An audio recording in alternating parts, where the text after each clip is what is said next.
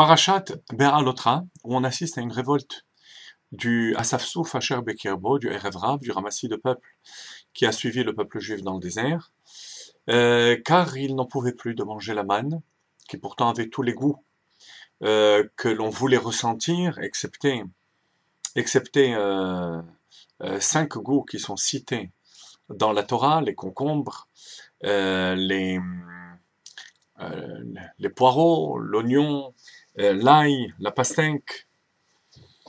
Malgré tout, le peuple juif veut de la viande. On se rappelle du poisson que l'on mangeait gratuitement en Égypte. Et Rachid posait la question, mais comment gratuitement? Même la paille n'était pas gratuite, même les matériaux de construction n'étaient pas gratuits. Donc l'attitude des Égyptiens envers leurs esclaves était pire que l'attitude d'un maître par rapport à son esclave en général. Même les matériaux de construction, à plus forte raison la nourriture, ne leur était pas donnée gratuitement. Alors que veut dire gratuitement? Chinam. Rachid nous explique Chinam mina mitzvot. Chinam des mitzvot. Et Rabbi Eliyahu Mizrahi, un des commentateurs principaux de Rashi, de nous expliquer que avant Matan Torah, la parnassa, le gagne-pain, ne dépendait pas de l'accomplissement des mitzvot. Donc la nourriture était gratuite de l'accomplissement des mitzvot. Il fallait travailler dur pour avoir cette nourriture. Il n'y avait pas la contrainte des mitzvot. Alors que là, depuis Matan Torah, il y a la contrainte des mitzvot. Venatati, Esev, Besadecha Livemtecha, la paracha, on le dit chaque jour.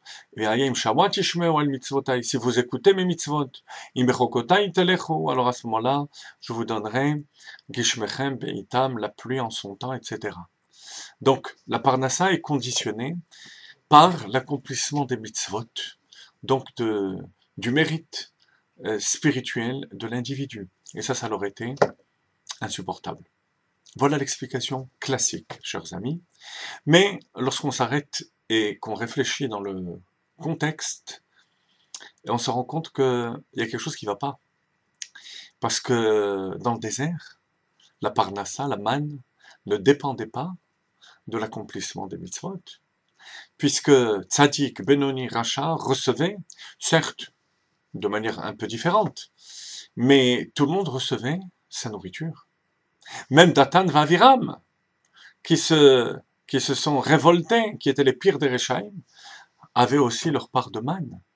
Alors comment est-ce qu'on peut dire? Comment les Juifs ont-ils pu se révolter parce que la nourriture dépendait du mérite? Pas dans le désert en tous les cas. La réponse, Rabotai, est la suivante. Il ne s'agit pas de l'accomplissement de la Torah et des mitzvot de manière générale.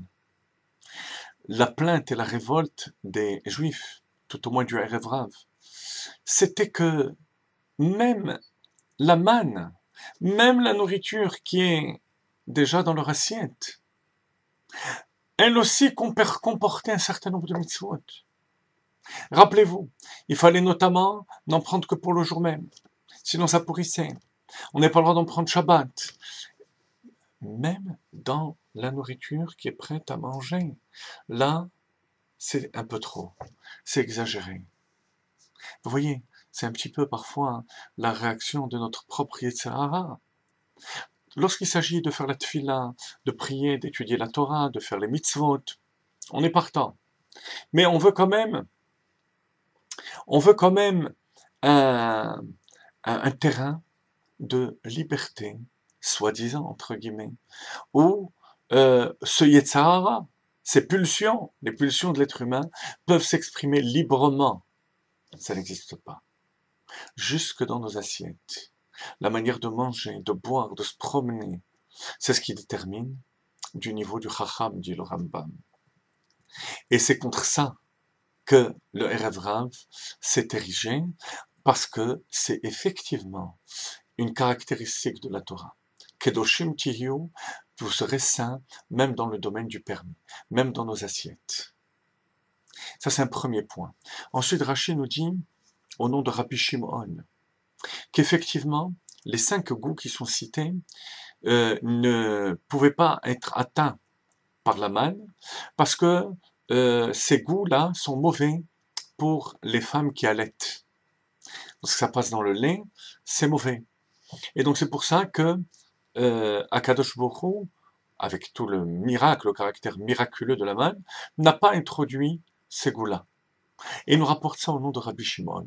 Vous savez que lorsque Rashi nous rapporte le nom du Baal HaMahamar, donc de celui qui dit l'explication, ce n'est pas courant, c'est qu'en fait, il y a une question qui reste quand même, à laquelle il veut répondre par le nom de celui qui nous rapporte l'explication. Quelle est la question qui reste? C'est que finalement, puisqu'on est dans un cadre de miracle, pourquoi pas faire en sorte que tout le monde sente les goûts des pastèques, oignons, ail, etc. et que les femmes enceintes n'aient pas ce goût pour que ça passe pas dans le lait pour les enfants? Pourquoi sacrifier tout le peuple pour une petite minorité? Rashi nous dit Rabbi Shimon Bar Yochai. Rabbi Shimon Bar Yochai avait comme shita, avait comme vision de la Torah que l'importance de l'individu, même si l'essentiel c'est la communauté, on ne sacrifie pas l'individu pour le bien de la communauté. Bien entendu que la communauté est essentielle. Mais là, imaginez-vous ces femmes enceintes. Et vous savez tous, chers amis, que ce soit les femmes qui étaient déjà enceintes ou les maris, que lorsqu'une femme enceinte a une envie, il ne s'agit pas de s'opposer à elle. Imaginez-vous que tout le peuple mange des pastèques, de l'ail, etc., et qu'elle en soit privée. Ça aurait été extrêmement négatif pour elle et pour les enfants. Pour le bébé, c'est dangereux même pour l'enfant. Et ça, c'est le deuxième enseignement. Le deuxième enseignement, c'est que le besoin du yachid, de l'individu, doit être pris en compte. On ne sacrifie pas la Torah, ce n'est ni le capitalisme à outrance, ni le communisme. C'est la réunion des bienfaits des deux.